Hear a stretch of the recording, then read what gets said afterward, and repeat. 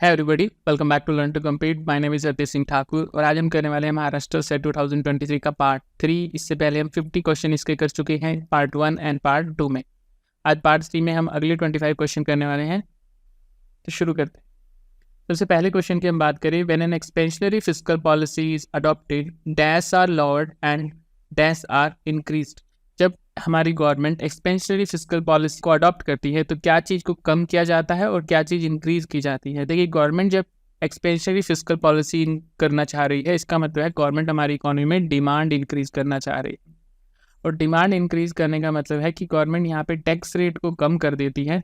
Tax rate कम करने से क्या होगा, लोगों के पास ज़्यादा डिस्पोजेबल इनकम बचेगी। डिस्पोजेबल इनकम किसे कहते हैं, आपकी टोटल इनकम में से जब आप टैक्स निकाल देते हैं तो जो बच जाती है इनकम, उसे डिस्पोजेबल इनकम कहते हैं। तो जब टैक्स रेट कम हो जाएगा तो आपके पास ज़्यादा डिस्पोजेबल इनकम बचेगी, आप उसे ज़्यादा एक्सपेंडिचर कर पाएंगे और उससे क्या होगा, एग्रीगेट डिमांड इकोनॉमी में बढ़ जाएगी।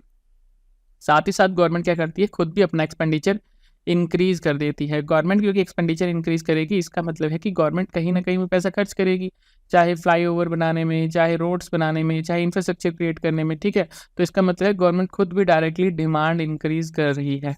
ओके, तो गवर्नमेंट दो तरीके से करती है, एक तो टैक्स रेट कम कर देती है, दूसरा अपना एक्सपेंडिचर इंक्रीज कर देती है। तो यहाँ पे लोअर पूछा है क्या करेगी गवर्नमेंट, तो टैक्स रेट लोअर कर देगी और इंक्रीज क्या करेगी, गवर्नमेंट स्पेंडिंग। तो ऑप्शन ए ही यहाँ पे करेक्ट आंसर हो जाएगा। Next question, the लाफर curve shows the relationship between dash. देखिए, लाफर कर्व होती है टैक्स रेट और टैक्स रेवेन्यू के बीच में रिलेशनशिप बताने वाली कर्व। ठीक है, यहाँ पे एक्स एक्सिस पे हम लेते हैं टैक्स रेट और यहाँ पे वाई एक्सिस पे हम लेते हैं टैक्स रेवेन्यू। तो इस कर्व के अकॉर्डिंग जैसे जैसे आप टैक्स रेट इंक्रीज करेंगे तो आपका टैक्स रेवेन्यू गवर्नमेंट का बढ़ता जाएगा। यानी कि आप जब जब टैक्स रेट बढ़ाते चलेंगे गवर्नमेंट के पास ज़्यादा पैसा इकट्ठा होना शुरू हो जाएगा। लेकिन एक लिमिट के बाद लोग क्या करते हैं, टैक्स की चोरी करना शुरू कर देते हैं। अगर टैक्स रेट बहुत ज़्यादा हो जाएगा तो लोग उसे भर नहीं पाएंगे, टैक्स रेट की चोरी फिर लोग शुरू कर देंगे। और टैक्स रेवेन्यू एक लिमिट के बाद अगर आप टैक्स रेट इंक्रीज करेंगे तो टैक्स रेवेन्यू कम होना शुरू हो जाएगा। ये होती है लाफर कर्व। तो किस किस के बीच में रिलेशनशिप बताती है, tax rate and tax revenue के बीच में। तो यहाँ पे आंसर है option A. Next question, the reason why indirect taxes are termed regressive is because. Indirect taxes को रिग्रेसिव क्यों कहा जाता है। देखिए, इनडायरेक्ट टैक्सेस किसे कहते हैं, जो आप गुड्स एंड सर्विसेज परचेज करते हैं उस पर आप इनडायरेक्ट टैक्स पे करते हैं। इनडायरेक्ट टैक्स का क्या मतलब है, मान लीजिए आप कोई गुड परचेज करके लाए, उस पर 10% टैक्स लगा हुआ है। अब चाहे आप रिच हैं चाहे पुअर हैं, आपको उस गुड पे सेम टैक्स देना है।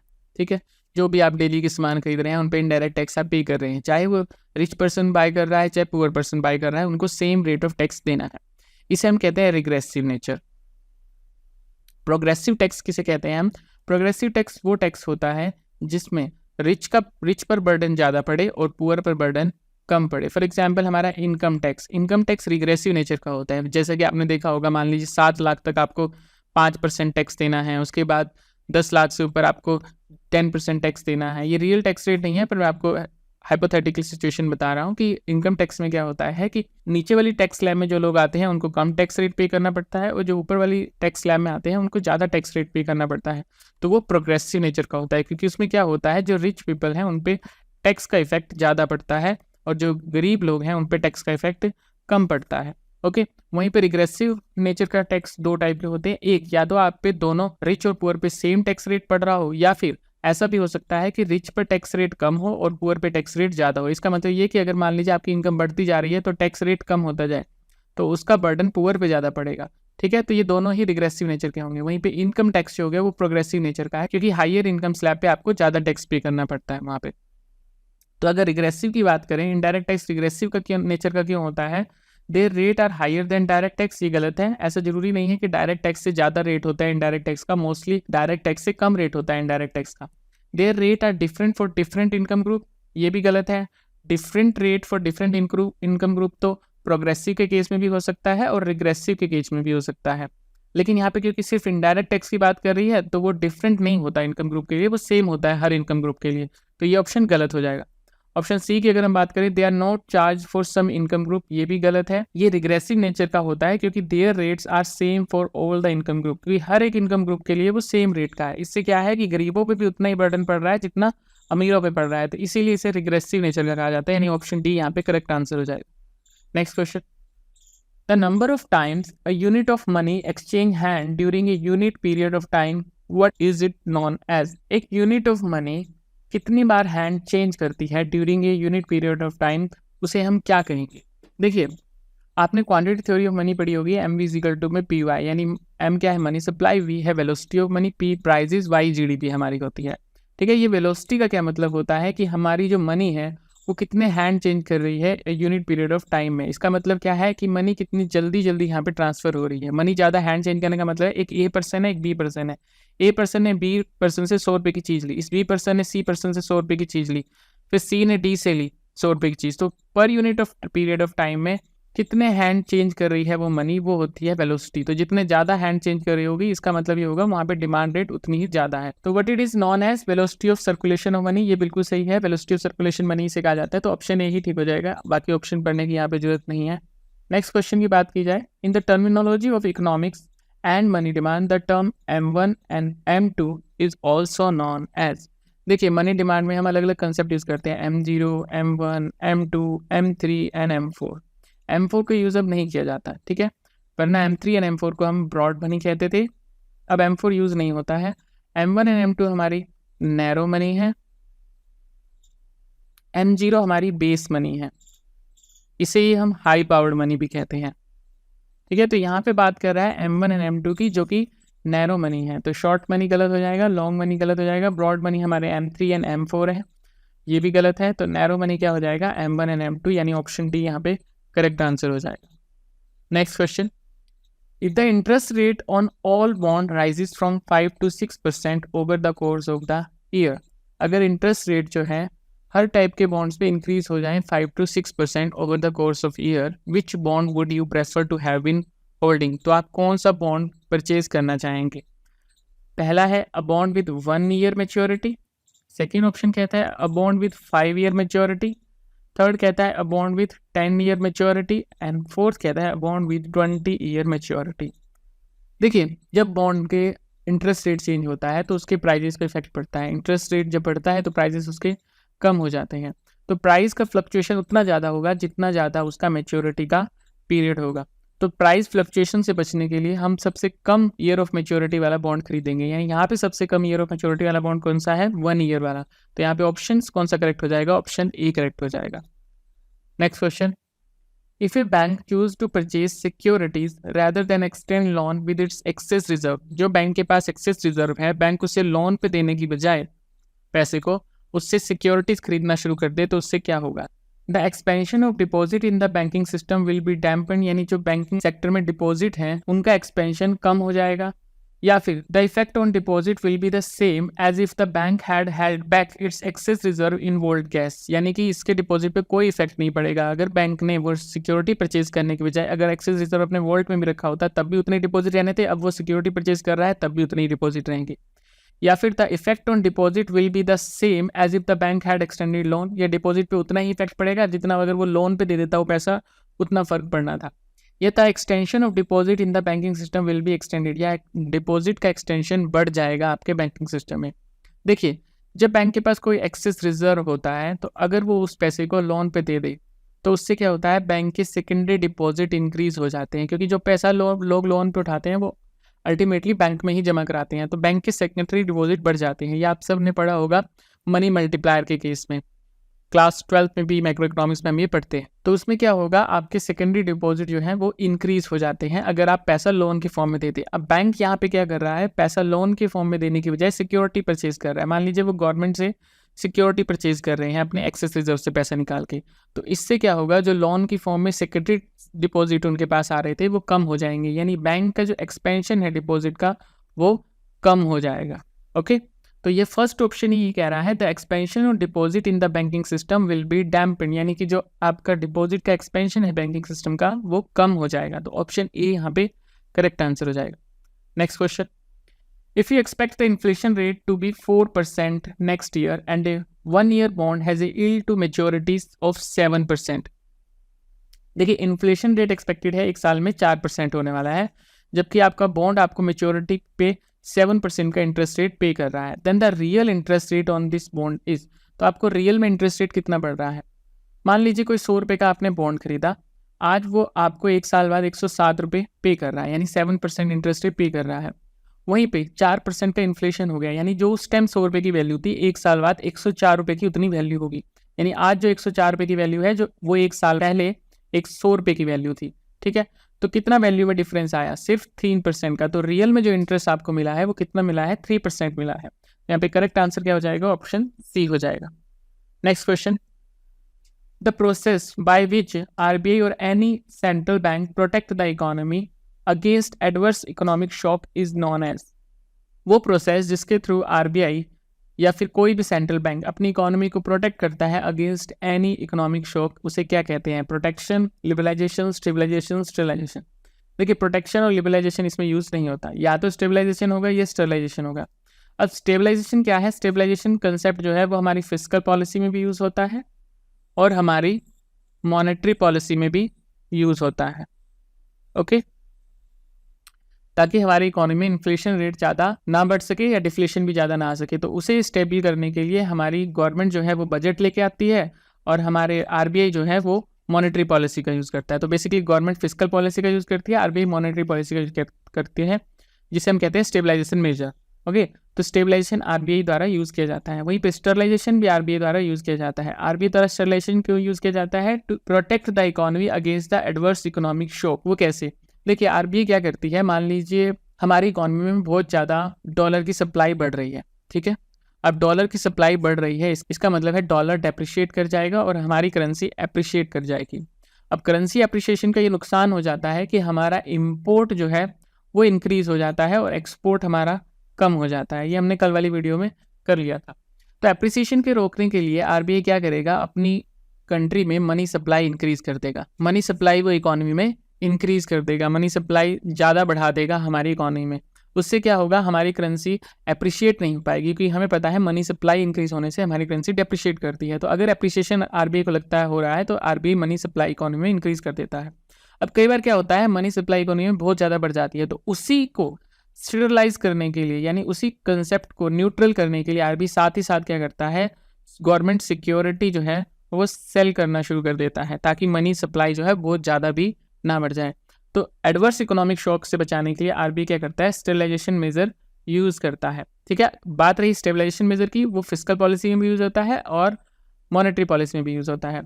तो यहाँ पे सिर्फ आरबीआई का पूछा है, तो यहाँ पे स्टेबलाइजेशन मेजर जो है वो बेस्ट ऑप्शन रहेगा। तो ऑप्शन डी यहाँ पे करेक्ट आंसर हो जाएगा।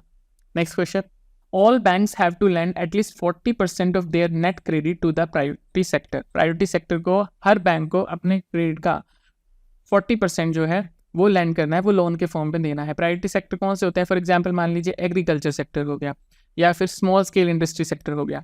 ठीक है, तो ये स्टेटमेंट कह रही है कि हर बैंक को कम से कम अपने टोटल लोन का 40% जो है वो प्रायोरिटी सेक्टर को देना होता है, जो कि गलत है। देखिए, ये हम कर रहे हैं 2023 का पेपर। ओके, अब अगर हम कोऑपरेटिव बैंक्स की बात करें, कोऑपरेटिव बैंक्स में 2023 तक 60% जो है रिक्वायरमेंट थी कि आपको प्रायोरिटी सेक्टर को लैंडिंग करनी है, जो कि 2024 में 75% के आसपास हो गई है। तो ये स्टेटमेंट 2023 के हिसाब से तो गलत है, जबकि 2020 के हिसाब से देखा जाए तो 40% बिल्कुल सही था। ओके, तो 2023 का पेपर है, तो उस टाइम ये चल रही थी 60% के आसपास।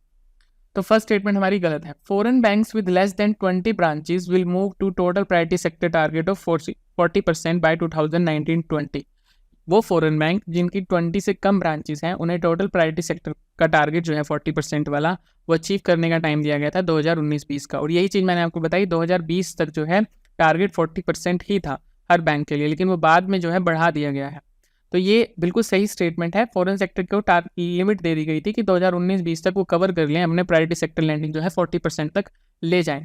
तो फर्स्ट स्टेटमेंट इनकरेक्ट है, सेकंड स्टेटमेंट जो है वो करेक्ट है। तो यहाँ पे करेक्ट आंसर जो होगा वो ऑप्शन बी होगा। Statement 1 is incorrect and statement 2 is correct, लेकिन आंसर की में जो ऑप्शन दिया हुआ है वो ऑप्शन डी दिया हुआ है, यानी both the statement are incorrect, जो कि गलत है। तो ये आप ठीक कर लीजिएगा। Next question, what does the term gross investment mean while denoting the Nations economy. देखिए, हमने ये 12 से बेसिक से पढ़ते आए हैं, इस पर आई होप आप लोगों को कोई प्रॉब्लम नहीं आनी चाहिए। हमारी जो इन्वेस्टमेंट होती है, इन्वेस्टमेंट का मतलब होता है कि हमारे फिक्स कैपिटल में कितना इंक्रीज हुआ है, यानी कि बेसिकली ये कहने का मतलब है हमारे देश की प्रोडक्टिव कैपेसिटी कितनी इंक्रीज हुई है। ठीक है, अब मान लेते हैं किसी पर्सन ने फिक्स्ड कैपिटल खरीदी 100 रुपये की। ओके, अब उस 100 रुपये की कैपिटल में से हो सकता है उसने 10 मशीन ली हो। ठीक है, अब 10 मशीन उसने नई ली और हो सकता है उसके पास पहले 5 मशीन थी ऑलरेडी। तो पहले प्रोडक्टिव कैपेसिटी हमारे देश की कितनी थी? 5 थी। ओके, अब 10 और ऐड हो गई, यानी कि 15 मशीन टोटल प्रोडक्टिव कैपेसिटी हमारी हो गई है।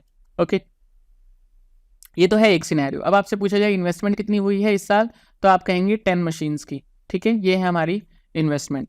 अब एक और सिनेरियो हो सकता है, मान लीजिए उसने 10 नई मशीन ली और उसमें से क्या हुआ, जो पहले 5 मशीन थी उसमें से एक मशीन खराब हो गई, जो अब आउटडेटेड हो गई, जो अब यूज़ नहीं की जा सकती। तो अब उसके पास पहले वाली मशीन कितनी है? 4 मशीन। तो अब टोटल प्रोडक्टिव कैपेसिटी कितनी हो जाएगी? 4 मशीन और 10 मशीन को मिला के 14 मशीन। तो प्रोडक्टिव कैपेसिटी इंक्रीज कितनी हुई? देखिए, थी पहले 5 मशीन, पहले प्रोडक्टिव कैपेसिटी 5 मशीन की थी। इस साल क्या हुआ, एक मशीन खराब होगी और 10 नई ऐड होगी। तो आप देख सकते हैं यहाँ पे नई प्रोडक्टिव कैपेसिटी कितनी इंक्रीज हुई है? 9 मशीन के इक्वल, है ना, क्योंकि एक मशीन जो है इन दोनों 10 मशीन में से, वो जो पुरानी मशीन डेप्रिशिएट हो गई है या कह लीजिए आउटडेटेड हो गई है, उसको कवर अप करने में लग गई। ठीक है, तो 9 मशीन ही है जो नई हमारी प्रोडक्टिव कैपेसिटी देश की इंक्रीज हुई है। पहले 5 थी, 5 में से एक खराब हो गई, 10 नई ऐड हुई, तो अब टोटल इस साल कितनी इंक्रीज हुई है देश की प्रोडक्टिव कैपेसिटी? वो 9 मशीन से इंक्रीज हुई है। तो इसे हम कहते हैं नेट इन्वेस्टमेंट। ग्रोस इन्वेस्टमेंट कितनी है? 10 मशीन। नेट इन्वेस्टमेंट कितनी है? 9 मशीन। तो अगर आप ग्रोस इन्वेस्टमेंट में से डेप्रिसिएशन को माइनस कर दें, और यहाँ पे डेप्रिसिएशन क्या था? एक मशीन। ठीक है, तो आपके पास आ जाती है नेट इन्वेस्टमेंट। आई होप आपको ये समझ में आ गया होगा। तो ग्रोस इन्वेस्टमेंट में से जब आप डेप्रिसिएशन को घटा देंगे तो आपके पास नेट इन्वेस्टमेंट आता है। अब ये आंसर में क्या दिया हुआ है? Gross investment is equal to में नेट इन्वेस्टमेंट प्लस डेप्रिसिएशन। ये बिल्कुल ठीक है। ग्रोस इन्वेस्टमेंट दी हुई है, नेट इन्वेस्टमेंट प्लस डेप्रिसिएशन, ये माइनस में डेप्रिसिएशन इस साइड चला जाएगा, क्या हो जाएगा? Plus depreciation.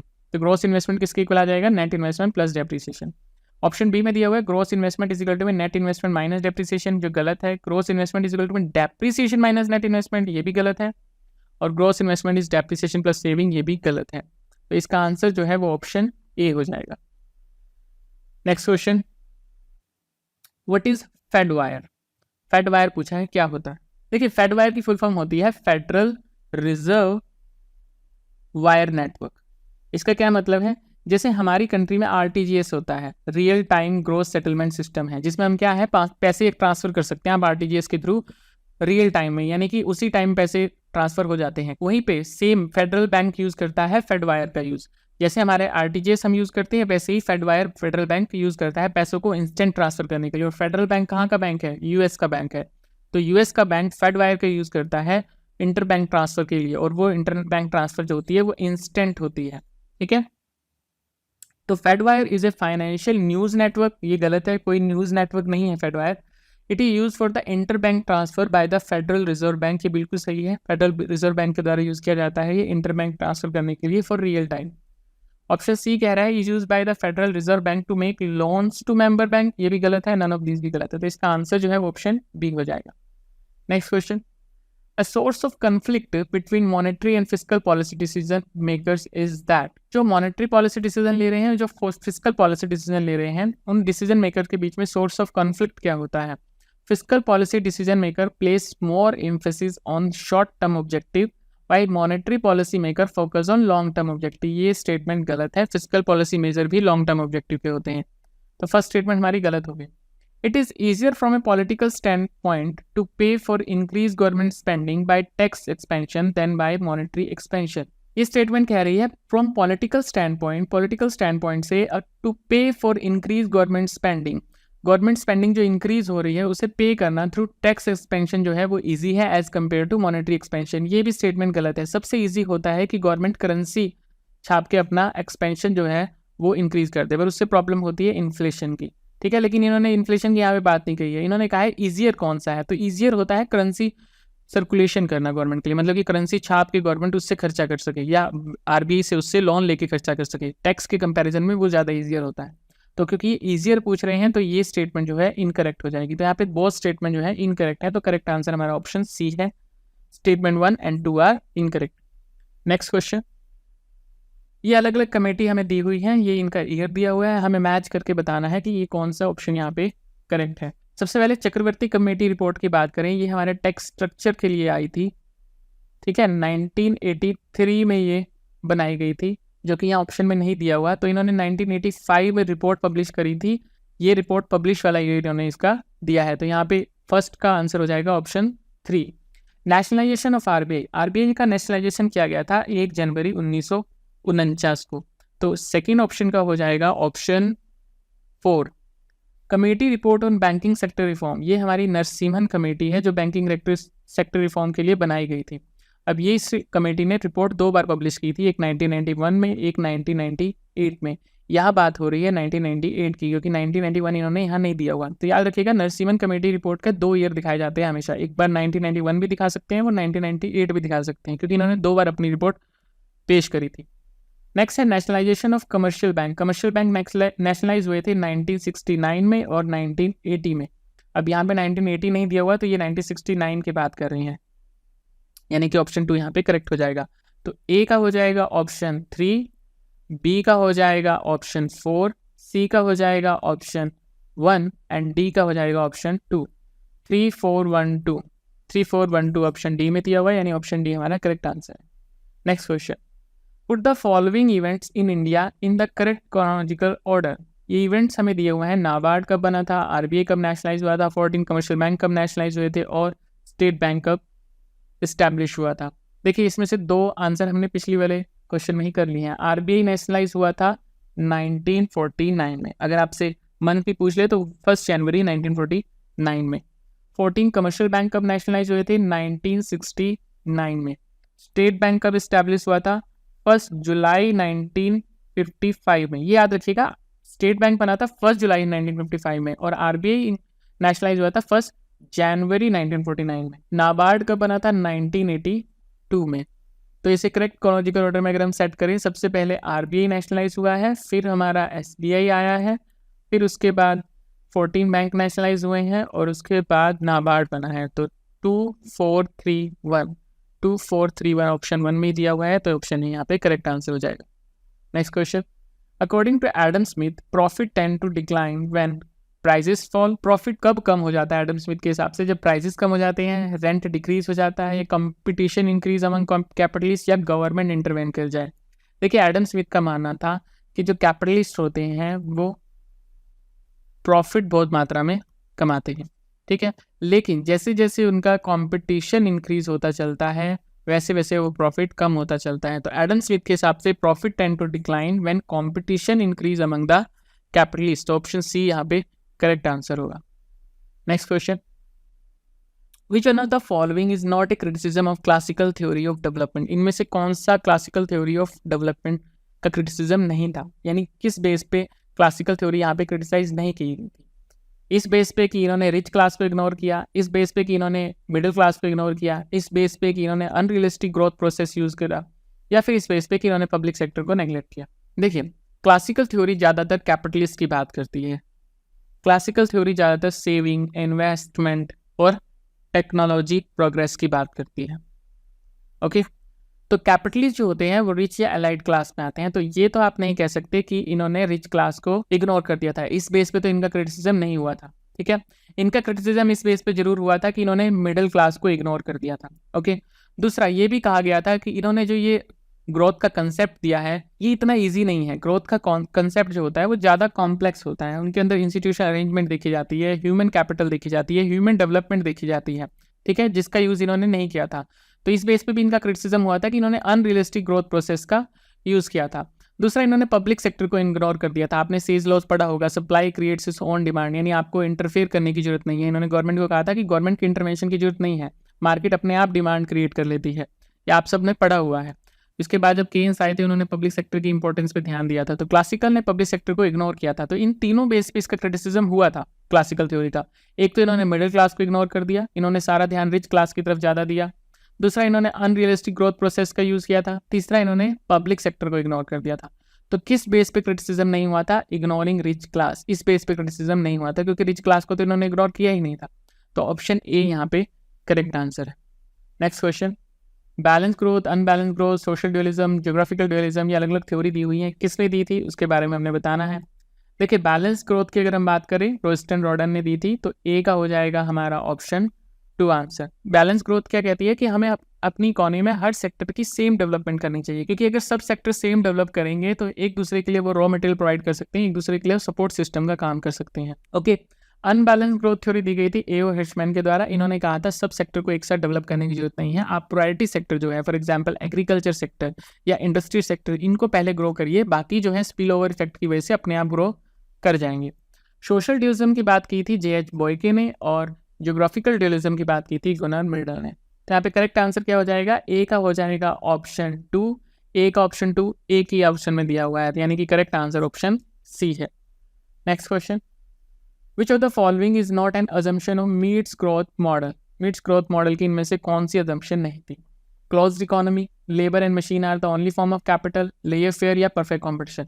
देखिए, मीट्स ने क्लोज इकोनॉमी की भी बात की थी, लेयर फेयर की भी बात की थी, यानी गवर्नमेंट की कोई इंटरवेंशन नहीं होनी चाहिए, परफेक्ट कॉम्पिटिशन होना चाहिए, इसकी बात की थी।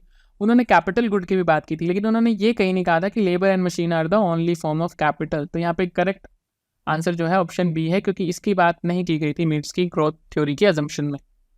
तो करेक्ट आंसर जो है ऑप्शन बी है। Next question, Kaldor in his model of economic growth follow the approach given by Harrod and Keynes, Harrod and Domar, Hirschman and Lewis, Nurkse and Rosenstein Rodan? देखिए, Kaldor ने जो model बनाया था उन्होंने use किया था supply side and demand side दोनों का। सप्लाई साइड में आपने देखा होगा हैरेड ने बात की थी कैपिटल आउटपुट रेशियो की, ठीक है, वो बात करता है सप्लाई साइड की।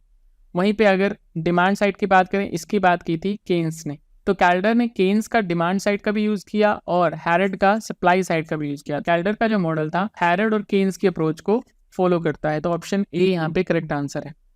Next question, an economy showing a contrast between economic and social organisation of the modern sector and traditional sector? एक इकोनॉमी में दो टाइप के सेक्टर दिख रहे हैं आपको, एक है हमारा मॉडर्न सेक्टर और एक दिख रहा है आपको ट्रेडिशनल सेक्टर। तो दो कॉन्टेक्स्ट सेक्टर दिख रहे हैं, इकोनॉमिक साइड में भी और सोशल ऑर्गेनाइजेशन में भी। तो इसे आप क्या कहेंगे? इसे आप एडवांस इकोनॉमी कहेंगे, डुअल इकोनॉमी कहेंगे, अंडर डेवलप इकोनॉमी कहेंगे या मिक्स्ड इकोनॉमी कहेंगे? ये सब आप लोगों ने पढ़ा हुआ है, इसे हम डुअल इकोनॉमी कहते हैं, जहाँ पे एक तरफ मॉडर्न सेक्टर भी हो और एक तरफ ट्रेडिशनल सेक्टर भी हो। तो यहाँ पे करेक्ट आंसर जो है वो ऑप्शन बी है। Next question, Harrod emphasized dash aspect of investment in his growth, decreasing, deepening, widening, increasing? देखिए, हैरेड ने बात की थी capital per unit worker increase करने की, ठीक है। कैपिटल पर यूनिट वर्कर क्या है? मतलब है कि जितनी ज़्यादा पॉपुलेशन बढ़ रही है कैपिटल उससे ज़्यादा रेट से बढ़ने चाहिए, यानी कैपिटल पर वर्कर इंक्रीज होना चाहिए, जिसे हम कैपिटल डीपनिंग भी कहते हैं, ठीक है। वहीं पे एक कैपिटल वाइडनिंग कंसेप्ट होता है, इसका मतलब होता है टोटल कैपिटल इंक्रीज होना, इसका पर वर्कर से कोई लेना देना नहीं। और डीपनिंग का मतलब होता है कैपिटल पर वर्कर इंक्रीज होना, ठीक है। आपकी कैपिटल वाइडनिंग हो रही है, इसका मतलब जरूरी नहीं है कैपिटल डीपनिंग भी हो रही है, यानी हो सकता है कि आपकी कैपिटल इंक्रीज हो रही हो पर पॉपुलेशन उससे ज़्यादा इंक्रीज हो रही हो लेबर फोर्स की, ठीक है। तो कैपिटल डीपनिंग का मतलब होता है कैपिटल पर वर्कर इंक्रीज होना, और इस पे हैरेड ने एम्फेसाइज किया था। तो Harrod emphasize dash aspect of investment in his growth model, that is deepening, यानी capital deepening aspect of in his growth model, यानी आंसर जो हो जाएगा ऑप्शन बी हो जाएगा।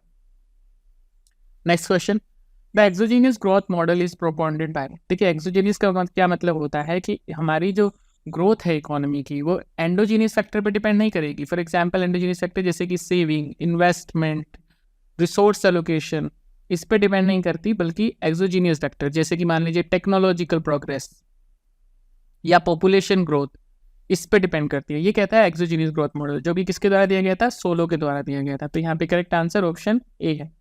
Next, according to the World Bank the East Asian miracle happen due to?